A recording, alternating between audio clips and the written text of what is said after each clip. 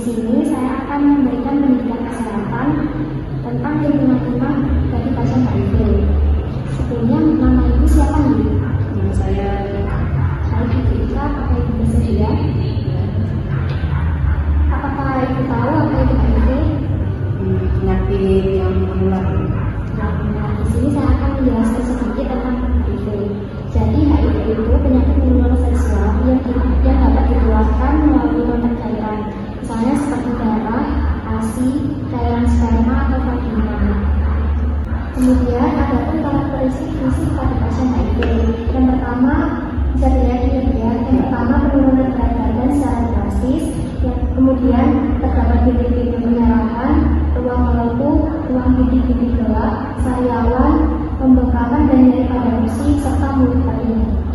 Kemudian penanganan luka pada pasien HIV di rumah. Yang pertama bersihkan luka dengan air mengalir atau larutan antiseptik. Kemudian gunakan kain bersih atau kasus steril untuk menekan luka secara lembut selama beberapa menit sampai perjalanan berhenti. Kemudian bersihkan luka dengan hati-hati, oleskan salep antibiotik, tutup luka dengan perban steril, dan ganti perban secara teratur. Berikut ini beberapa hal yang perlu diperhatikan sebelum menangani luka pada pasien HIV.